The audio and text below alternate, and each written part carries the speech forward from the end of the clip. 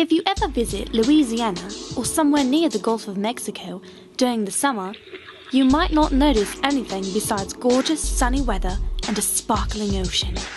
However, if you were to look a bit closer or talk to the fishermen in the Gulf, you would discover that something much more is going on underneath the first layer of ocean right off the coast. Something called the Dead Zone. The Gulf of Mexico Dead Zone is an oxygen-starved area due to an overabundance of nitrogen and phosphorus used in agriculture that is washed down the Mississippi and drained into the Gulf. Nitrogen is much from fertilizers applied to farmland, and it pollutes many Minnesota rivers and streams that contributes to the dead zone. The things that add the additional nitrogen and phosphorus to the Gulf and create the dead zone are from urban runoff, industrial charge, fossil fuel emissions, multiple sewage overflow, and what we are going to focus on is the fertilizers used in agriculture. Agricultural pollution is not unknown to Minnesota. In 1926, Minnesota experienced its own form of the Gulf of Mexico Dead Zone. This was before wastewater treatment plants were built and farmers became more aware of their farming practices. A report had estimated that cropland agriculture is the source of 70% of nitrates in the state's surface waters. In intensely farmed areas of the state, including the Minnesota River Valley, cropland accounts for 89% to 95% of the nitrate loads.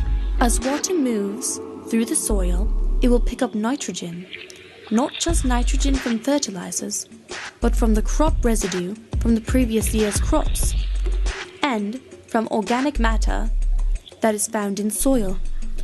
Most of the nitrogen-enriched water, having come from cropland, is primarily carried away through agricultural drainage tile systems, which are perforated pipes that drain water from fields and intercept water below cropland and transport it to ditches, streams, rivers, and lakes. These systems are found in abundance in southern Minnesota, where the red areas show high concentrations of nitrogen pollution, but it's not all from Minnesota. Fertilizers from many Midwestern farms are being washed down rivers and streams and enter the Mississippi through the watershed and drain out into the Gulf of Mexico. More than 40% of the land in the United States drains into the Gulf.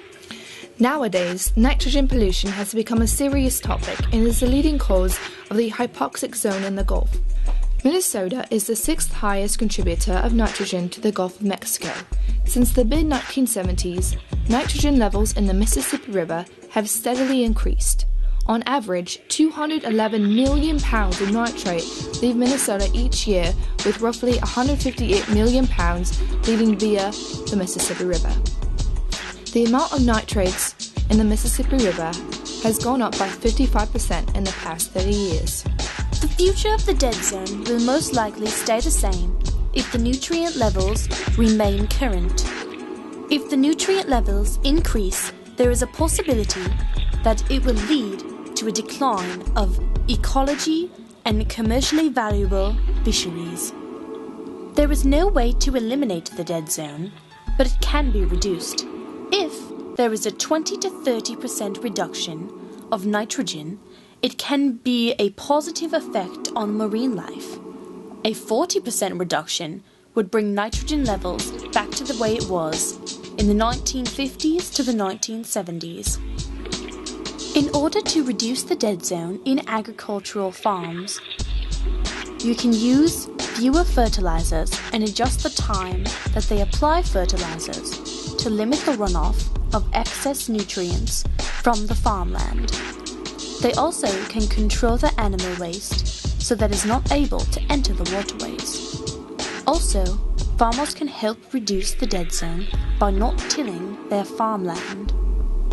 A Minnesota farmer by the name of Tony Thompson has attempted to reduce the dead zone by changing his farming techniques. He did this by using an underground bioreactor which pushes the water through an underground box of wood chips. This slows the water down in order for the bacteria to go through the process of nitrification. There, it turns liquid nitrates from the fertilized water to harmless gas. Although the dead zone will never disappear completely, farmers can still take action to limit the amount of nitrate and phosphate that ultimately cause hypoxia in the Gulf of Mexico. Hopefully within the next decade, the Gulf will be flourishing with life as it once had.